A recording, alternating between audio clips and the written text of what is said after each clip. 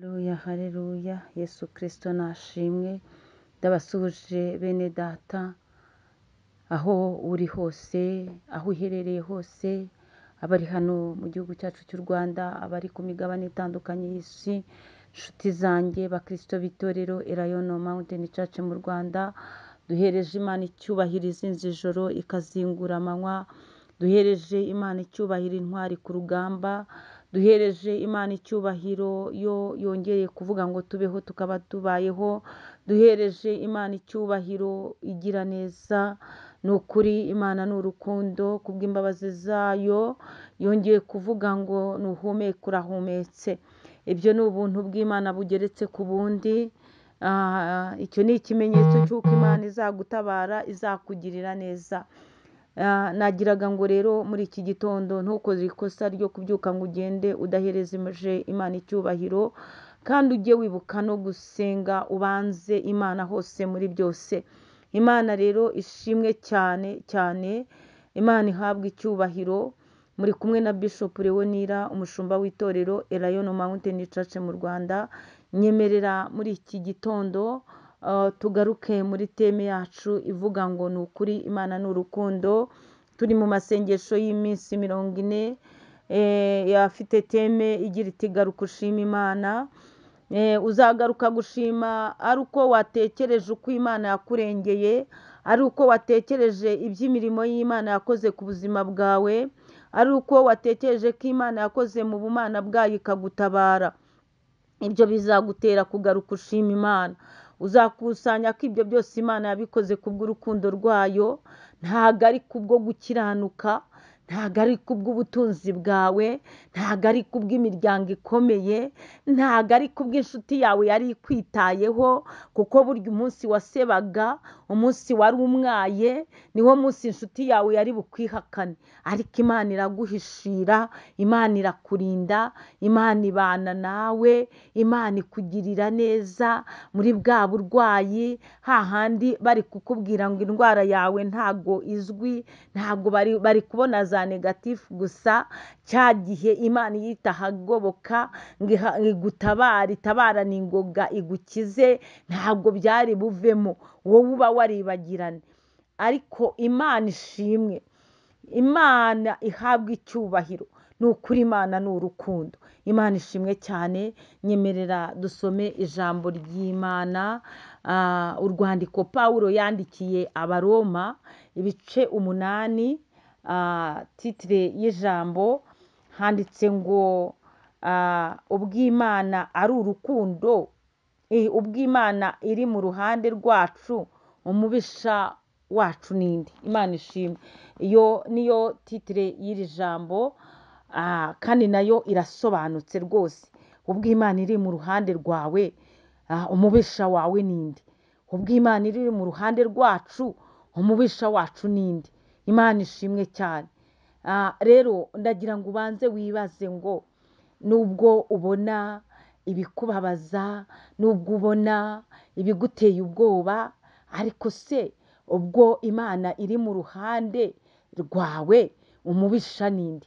Ijambo ry'Imana rishatse kukubwira gutyo, ariko mu bundi buryo, Imana iri mu ruhande rwawe, ninde wayirusha imbaraga? Ninde wayinesha? Imana iri mu ruhande rwawe, ninde wabasha kugira icyo agutwara? Reka dusome ijambo ry'Imana mu izina rya Yesu Kristo, duhereye ku murongo wa 32.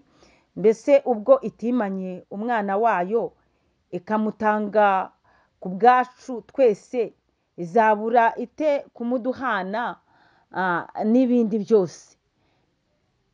Ninde uzarega intore z'Imana? Ni Imana kandi ariyo izitsindishiriza. Ninde uzaziciraho iteka? Ni Kristo Yesu, kandi ari we wazipfiriye, ndetse akaba yarazutse ari iburyo bw'Imana adusabira. Ninde wadutandukanya n'urukundo rwa Kristo? Imana ishimwe. Ninde wagutandukanya n'urukundo rwa Kristo? Kandi wowe warakiriye Yesu Kristo nk'umwami n'umukiza wawe. Ikibazo nuko waba ukirimo ukiri mu icuraburindi, ukiri mu mwijima. Ikibazo ni uko waba ukiri umupagani, ikibazo ni uko waba utarakira Yesu Kristo nk'umwami n'umukiza wawe. Ijambo rero riratubwiye ngo ninde wadutandukanya n'urukundo rwa Kristo? Mbese ni amakuba cyangwa ni ibyago? Iki cyagutandukanya n'urukundo rwa Kristo? Ni amakuba se? Ni ibyago? Hoya. Cyangwa ni ukurengana? Cyangwa ni inzara? Cyangwa ni ukwambara ubusa? Cyangwa ni ukuba mu kaga? Cyangwa ni inkota? Nk'uko byanditswe ngo turicwa umunsi ukira bakuduhora, twahwanijwe n'intama z'imbagwa. Oya, ahubwo muri ibyo byose turushishwaho kunesha n'uwadukunze. Imana ishimwe. Muri ibyo byose turushishwaho kunesha n'uwadukunze. Imana ishimwe. Nta cyadutandukanya n'urukundo rwa Kristo. Ntacyo. Nta cyagutandukanya n'urukundo rw'Imana. Ibyo byose, ibyo bibazo, ibyo bigeragezo Imana yagiye ibivuga. Nimba ari akaga, nimba ari umubabaro, nimba ari inkota, nimba ari inzara, nimba ari ukwambara ubusa, ibyo byose ntabwo byadutandukanya n'urukundo rwa Kristo. Umubabaro uwo ari we wose ntabwo wadutandukanya n'urukundo rwa Kristo, ngo kuko turushishwaho kunesha n'uwadukunze ari we Kristo. Imana ishimwe cyane. Nyemerera muri iki gitondo wongere kumva nta kintu kigomba kugutandukanya n'urukundo rwa Kristo. Ni ukuri Imana ni urukundo. Nawe rero ntihakagire ikigutandukanya n'urukundo rwa Kristo, kuko abantu bose bacecetse, abantu bose bakwihoreye, abantu bose bagutaye, abantu bose bategereje kuseba, abantu bose bategereje kumwara, abantu bose bategereje yuko ibyawe birangira. Ni ukuri Imana ni urukundo. Yo igira gutya ikagutwikira, yo igira gutya ikakurengera, yo igira gutya ikaguterura, yo igira gutya ikaguheka, yo igira gutya ikagukora amadede, ikakunyuza imbere yabo. Bakavuga ngo uriya ntibari baravuze ko byo byarangira, uriya ntibari baravuze ko nta kintu azavamo. Ariko ni ukuri Imana ni urukundo. Imana irongera ikarema, Imana irongera ikubaka, Imana irongera ikongera ikarema ubundi buzima, ubundi buhamya. Imana ishimwe cyane. Ni ukuri Imana ni urukundo. Nta cyadutandukanya n'urukundo rwa Kristo. Icyo ari cyo cyose nta cyagutandukanya n'urukundo rwa Kristo. Wowe wumve kuri umukristo wo mu mutima. Ntugaharanire kuba umukristo w'inyuma ku ruhu, ntugaharanire kuba umukristo umeze nk'umufarisayo ugenda ubigaragaza.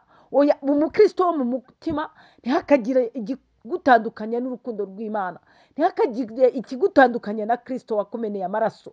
Ni ukuri Imana ni urukundo. Imana ishimwe cyane. Ugaruka ushima Imana. Shalom, shalom. Ndabakunda cyane. Muhahe muronke uburinzi bw'Uwiteka bagote, kandi Imana ibanezeze. Uwiteka kuramburira ukuboko kwe. Imana ikugirire neza mwene data. Wowe tubanye muri umwanya wa nebature, ubona Imana rwose. Ku kwezi kwa 12 uzabona Imana, uzuzura amashimwe, usoreze Imana mu mashimwe, uvuge uti Imana ni wowe wahabaye. Ugaruka ushima Imana. Shalom. Duhaye agaciro